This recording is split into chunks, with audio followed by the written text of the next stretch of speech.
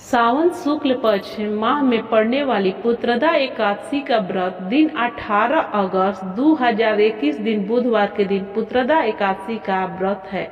इस दिन जो भी स्त्री या पुरुष पुत्रदा एकादशी का व्रत करते हैं तथा कथा सुनते हैं उन्हें संतान की प्राप्ति होती है और उसका संतान सुखी और सदा खुशहाल बना रहता है। जिस स्त्री का औलाद नहीं है वह भी यह व्रत कर सकती हैं। ऐसा करने से उनका भी गोद भर जाता है। इसलिए हमें यह व्रत भगवान विष्णु जी की करनी चाहिए। ऐसा करने से धन धान अन्न पुत्र औलाद से भरा जिंदगी बिताते हैं तथा सभी मनोकामनाएं भगवान पूरी करते हैं। पूजा करें तथा विष्णु भगवान के केले के पेड़ के नीचे भी रखकर पूजा की जाती है और कथा सुने। कथा सुनने तथा सुनाने से यह बहुत ही शुभ व्रत माना जाता है। केले के पेड़ के नीचे बहुत शुभ रहता है। व्रत करना यदि केले के पेड़ न हो तो केले की पत्ती लाकर भगवान विष्णु जी के चारों बगल से पत्ते से सजा दे और विधिवत पूजा अर्चना करनी चाहिए। इस व्रत को करने से मनुष्य की सभी मनोकामनाएं पूर्ण होती है तथा मनुष्य की सभी पापों से मुक्ति मिलती है। इसलिए इस व्रत को जरूर करना चाहिए। उनके घर में सदा भगवान विष्णु जी की कृपा बनी रहती है।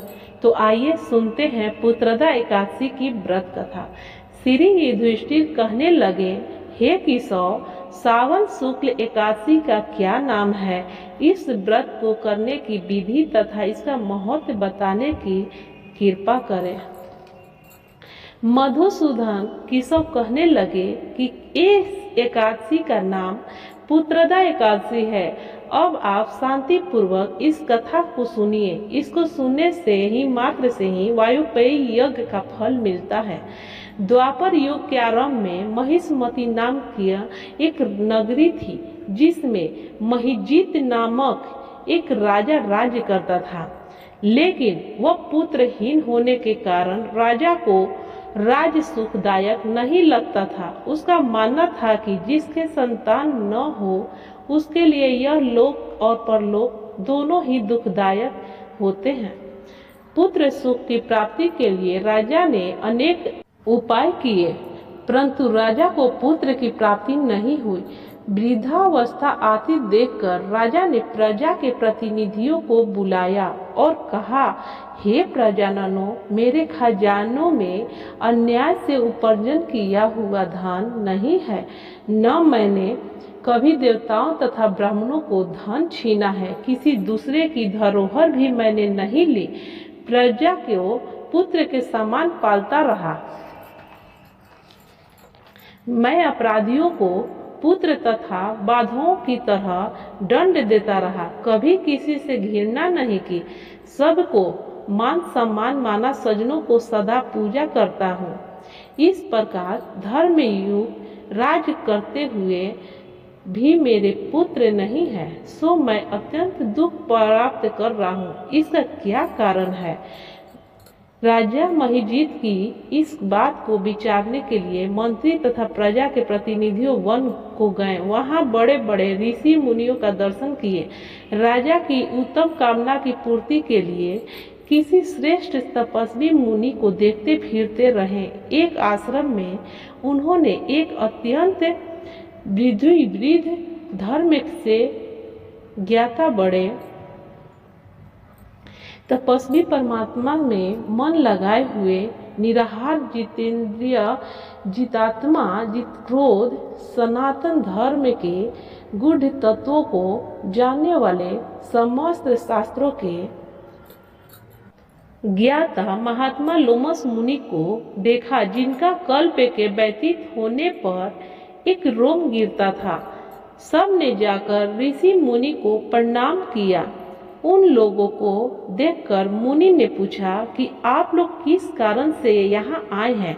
निस्संदेह मैं आप लोगों का हित करूँगा। मेरा जन्म केवल दूसरों के उपकार के लिए हुआ है, इसमें संदेह मत करो। लोमस ऋषि के ऐसे वचन सुनकर सब लोग बोले, हे महर्षि, आप हमारी बात जानते हैं। आप ब्रह्मा से भी अधिक समर्थ हैं अतः आप हमारे इस संदेह को दूर कीजिए। महिष्मती पुरी का धर्मात्मा राजा महिजीत प्रजा को पुत्र के समान मानते हैं, फिर भी वह पुत्रहीन होने के कारण दुखी हैं। उन लोगों ने आगे कहा कि हम लोग उसकी प्रजा हैं, अतः उसके दुख से हम भी दुखी हैं। आपके दर्शन से हमें पूर्ण विश्वास है कि हमारा संकट अवश्य दूर हो जाएगा, क्योंकि महान पुरुषों के दर्शन मात्र से अनेक कष्ट दूर हो जाते हैं। अब आप कृपा करके राजा के पुत्र होने का उपाय बतलाएं। यह वार्ता सुनकर ऋषि ने थोड़ी देर के लिए अपने नेत्र बंद कर लिए और राजा के पूर्व जन्म का वृतांत जानकर कहने लगे कि यह राजा पूर्व जन्म में एक निर्धन वेश्या थी। निर्धन होने के कारण इसने कई बुरे कर्म किए। यह एक गांव से दूसरे गांव व्यापार करने जाया करती थी। एक समय ज्येष्ठ मास के शुक्ल पक्ष की द्वादशी के दिन मध्याह्न के समय जबकि वह 2 दिन से भूखी प्यासी थी, एक जलाशय पर जल पीने गए। उसी स्थान पर एक तत्काल की ब्याही हुई प्यासी गौ जल पी रही थी। राजा ने उस प्यासी गाय को जल पीते हुए हटा दिया जो वेश्या का जन्म लिए थे, और स्वयं जल पीने लगे। इसलिए राजा को यह दुख सहना पड़ा। एकादशी के दिन भूखा रहने से वह राजा हुआ और प्यासी गौ को जल पीते हुए हटाया। इसके कारण पुत्र वियोग का दुख सहना पड़ रहा है। ऐसा सुनकर सब लोग कहने लगे कि हे ऋषि, शास्त्रों में पापों का प्रायश्चित भी लिखा है, अतः जिस प्रकार राजा का यह पाप नष्ट हो जाए, आप ऐसा उपाय बताइए। लोमस मुनि के कहने लगे कि सावन शुक्ल पक्ष की एकादशी को, जिसे पुत्रदा एकादशी भी कहते हैं, तुम सब लोग व्रत करो और रात्रि को जागरण करो, तो इससे राजा का यह पूर्व जन्म पाप अवश्य नष्ट हो जाएगा, साथ ही राजा को पुत्र की अवश्य प्राप्ति होगी। लोमस ऋषि के ऐसे वचन सुनकर मंत्रियों सहित सारी प्रजा नगर को वापस आ गई, और जब सावन शुक्ल एकादशी आई तो ऋषि की आज्ञानुसार सबने पुत्रदा एकादशी का व्रत और जागरण किया। इसके पश्चात द्वादशी के दिन इसके पुण्य का फल राजा को दिया गया। उस पुण्य के प्रभाव से रानी गर्भ धारण किया और प्रसव काल में समाप्त होने पर उसने एक तेजस्वी और सुंदर पुत्र उत्पन्न हुआ और राजा का सभी कष्ट दूर हो गया।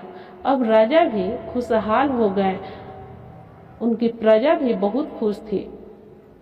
इसलिए हे राजन, इस सावन शुक्ल एकादशी का नाम पुत्रदा एकादशी पड़ा। इसलिए इस व्रत को करने तथा सुनने से सभी कष्ट दूर हो जाते हैं और सभी पापों से मुक्ति मिलती है।